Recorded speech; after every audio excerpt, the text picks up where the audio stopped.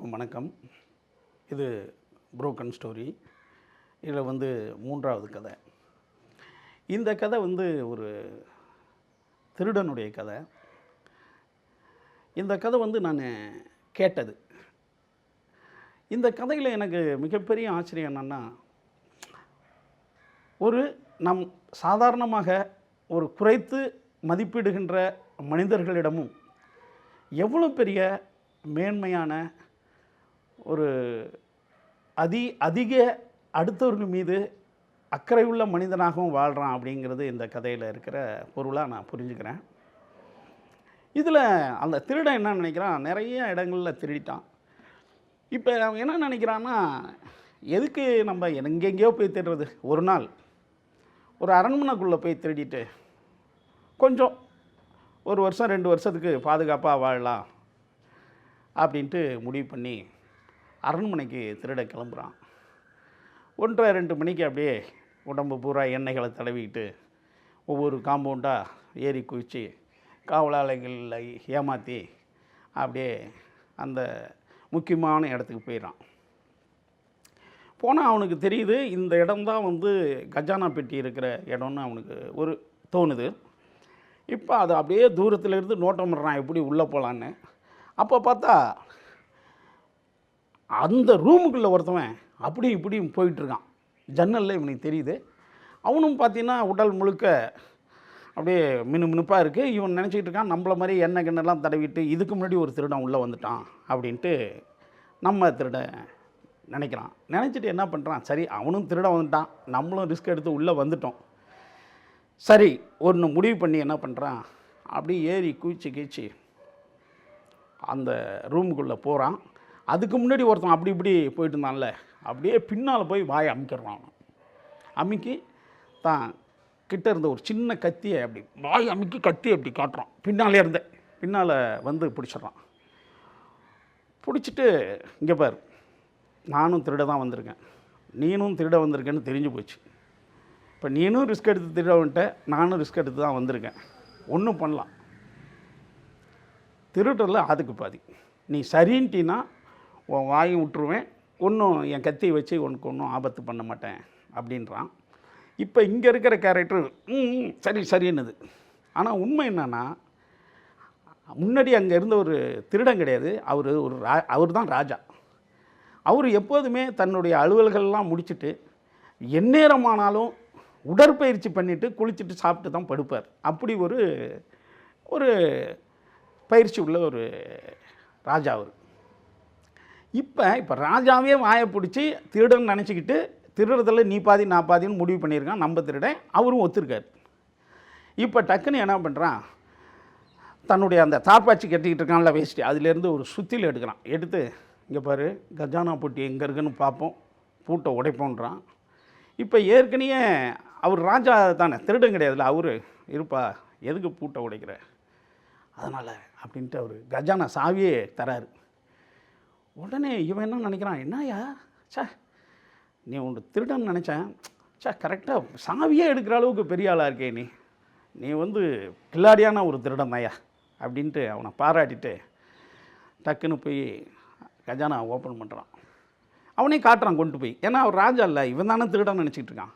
அப்படியே இதான் பெட்டின்றான். அடடா, நீ பெட்டியும் தெரிஞ்சு வச்சிருக்கியான்ட்டு ஓப்பன் பண்ணுறான் நம்ம திருடன். ஓப்பன் பண்ணால் அப்படியே வைடூரியங்கள்லாம் இருக்குது. உடனே இப்போ ராஜா என்ன சொல்கிறாரு, அவர் ஆக்சுவலாக இவனை பொறுத்தளவுக்கு திருடன் தான்.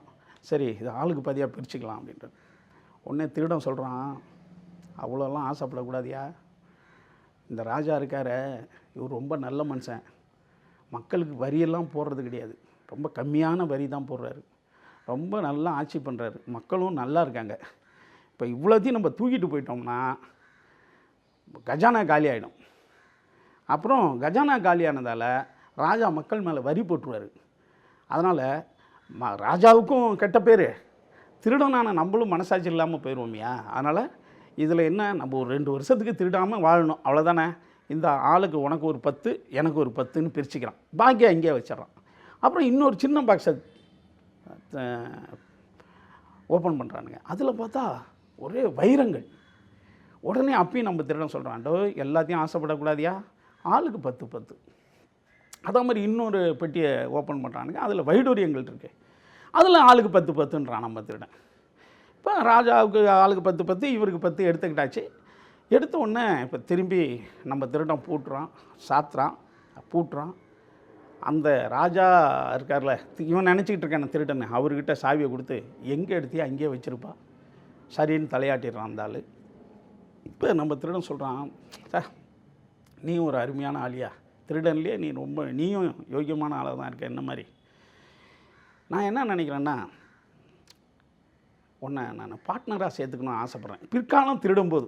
ஏன்னா உன்ன மாதிரி ஒரு நல்ல திருடன் இருக்க மாட்டான். அண்ணன் உன்னை ரொம்ப ஆசைப்பட்றேன், சாவி அங்கே வச்சுட்டு நீ வந்த மாதிரி நீ ஓடி போய்டு, நான் வந்த மாதிரி நானும் தப்பிச்சு போயிடுறேன்.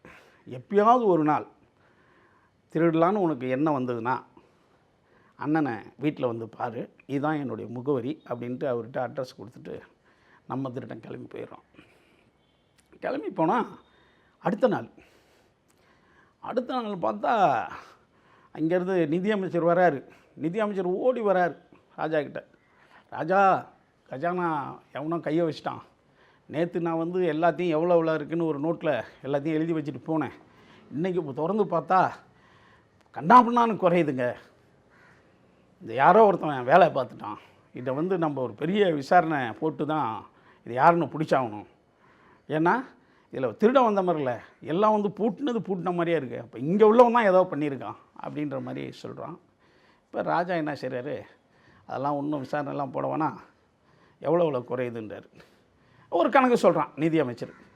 அப்படியா, சரி, இந்த அட்ரஸுக்கு போய், ஏன்னா அவன் தான் நைட்டு அட்ரஸ் கொடுத்துட்டு போயிருக்கான் நம்ம திருடன், இந்த இடத்துல ஒருத்தன் இருப்பான், அவனை அழைச்சிடுவான். இப்போ காவலாளிகள் போகிறாங்க. நம்ம திருடன் வீட்டு எதிர்க்க போய் நின்று கதவு தட்டினா வெளியில் வந்தான். பார்த்தான், யாருன்னா நாங்கள் அரண்மனை காவலாளிகள்ப்பா, ராஜா கூப்பிட்டு வர சொன்னார் அப்படின்னா. இப்போ நம்ம திருடன் முடிவு பண்ணிட்டான், ஆஹா நம்ம ஒரு ராத்திரி அந்த நல்ல திருடன்னு சொல்லி அட்ரஸை கொடுத்தோம், அவன் ஏறி குதிச்சு தப்பிச்சு போகும்போது மாட்டிக்கிட்டான்னுருக்கு. அவன் மாட்டினதும் இல்லாமல் நம்மளை போட்டு கொடுத்துட்டான் அப்படின்ட்டு சரின்னு கிளம்பி வந்தான். மந்திரிகள் அவங்க இவங்கெல்லாம் இருக்காங்க. இப்போ ராஜா அந்த நைட்டு இருந்த கெட்டப்பில் கொஞ்சம் குளிச்சு அப்படி இருக்கார். உள்ளே போனோன்னே நம்ம ஆள் அவரை பார்த்து மாட்டி கொடுத்துட்டேன் அப்படின்ற மாதிரி ரியாக்ஷன் பண்ணான். ஒன்று நிதியமைச்சர், டேய் உட்காருங்க அப்படின்னாரு. இப்போ நிதியமைச்சர் சொன்னார், என்னங்க ஐயா இவனை கூப்பிட்டு வர சொன்னீங்க? உடனே அவன் ராஜாவாக இருக்கிறவர் கை காட்டினார். நீ உங்கள்கிட்ட பிரித்து கொடுத்தன, அதை நீ கொடுத்துட்டியா எடுன்னா. இப்போ அவன் 10 10 எல்லாத்தையும் எடுத்து வச்சான். உடனே நிதியமைச்சர் டென்ஷன் ஆகிட்டா, என்னடா 10 10 தான் எடுத்து வைக்கிற, வைரத்தில் 10 வைடூரியத்தில் 10 ரத்தினக்கல்லில் 10 எடுத்து வைக்கிற, பேலன்ஸ் எங்கன்னா. இப்போ ராஜா இருக்கார்ல, அவரு கொஞ்சம் அந்த இதெல்லாம் எடுத்து வச்சார். என்ன ராஜா அப்படின்னா. இப்போ இவனை பொறுத்தளவுக்கு அவன் திருடலாம். என்னங்க ஒன்று இவன் என்ன ராஜாவா அப்படின்னு முழிச்சான். இப்போ நிதியமைச்சர் சமாளிச்சு, என்ன 20 தான் இருக்குது, பேலன்ஸ் எங்க அப்படின்னா. இப்போ ராஜா சொன்னார், நிதியமைச்சரை அதை நீங்கள் எடுத்து வைங்க அப்படின்னாரு. உடனே என்னது நானா, திருடினது அவனுக்கு 10 எனக்கு 10, அவனுக்கு 10 எனக்கு 10ன்னு 20 தான் எல்லாத்துலேயும் திருடணும். பேலன்ஸ் வந்து நீ தானே எடுத்திருக்க, ஏன்னா அதில் குறையிறது கண்ணாமண்ணான்னு குறையுது. உடனே நிதியமைச்சர் அப்படி இப்படின்னாரு, டேய் எடுத்து வையா, நீ தானே போய் காலையில் கஜானாவை திறந்த, அப்போ பேலன்ஸ் நீ தானே எடுத்துருக்கணும் அப்படின்னா. அதே கவலைகிட்டே உன் ட்ரெஸ்ஸெல்லாம் செக் பண்ணுன்னா கண்ணாமண்ணான்னு அவர் எடுத்து வச்சுருந்துருக்கார், ஏன்னா எல்லாத்தையும் திருட மேலே போட்டுடலான்ட்டு. இப்போ எடுத்து வச்சுக்கிட்டாரு. இப்போ நிதியமைச்சர் மாட்டிக்கிட்டாரு. இப்போ வந்து மற்ற மந்திரிகள்லாம் நீதி அமைச்சர்லாம் இப்போ என்னங்க பண்ணுறது அப்படின்னாங்க.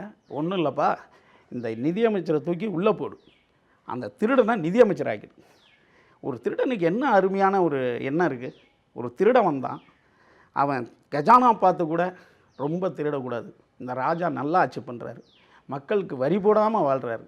நம்ம எல்லாத்தையும் திருடிட்டு போயிட்டோம்னா கஜானா காலியாகி மன்னவன் பேர் கெட்டு இந்த மக்களுக்கும் வரி போட்டுருவார். அதனால் அது செய்யக்கூடாது அப்படின்ட்டு என்ன ஒரு அருமையாக ஒரு நியாயமாக பேசின திருடன் எங்கே, நிதியமைச்சராக இருக்கிறவனே திருடனாக ஆகிறது எங்கே. அதனால் நிதியமைச்சரை ஜெயிலில் போடு, திருடனை நிதியமைச்சராக்குன்ட்டு ஒரு கதை. இந்த கதை வந்து எனக்கு தெரிஞ்சது வந்து எனக்கு ஐயா சுகீசிவம் சொன்ன மாதிரி எனக்கு ஞாபகம் இருக்குது. இப்போ பாருங்கள், நாம் திருடன், அவன் ஒரு கீழ்மையான ஒரு மனிதன் நினைக்கிறவங்ககிட்ட கூட எவ்வளோ உயர்ந்த பண்புகள் இருக்குது அப்படிங்கிறத இந்த கதையின் மூலமாக நம்ம புரிஞ்சுக்கிறோம். இதில் என்னன்னு கேட்டால், எந்த மனிதனும் 100% பர்ஃபெக்டாக இருக்க முடியாது. எல்லாருக்கிட்டையும் குறைகள் உண்டு. என்கிட்ட குறைகள் உண்டு, உங்கள்கிட்ட குறைகள் உண்டு. இதில் என்னென்னா, எந்த தன்மைகள் அதிகமாக இருக்கோ அதுதான் அவன். குறைகள் இருக்கலாம், குறைகளை விட நிறைகள் ஒரு மனிதன்கிட்ட அதிகமாக இருக்கும்போது அவன் நிறைவுள்ள மனிதன் இல்லையா? அதனால் நம் எல்லாரும் குறைகளை குறைத்து நிறைகளையும் நன்மைகளையும் நம்ம ஜாஸ்தி வச்சுருந்தோம்னா நம்மளும் சிறந்த மனிதன் தான், அந்த திருடன் போல். நன்றி, வணக்கம்.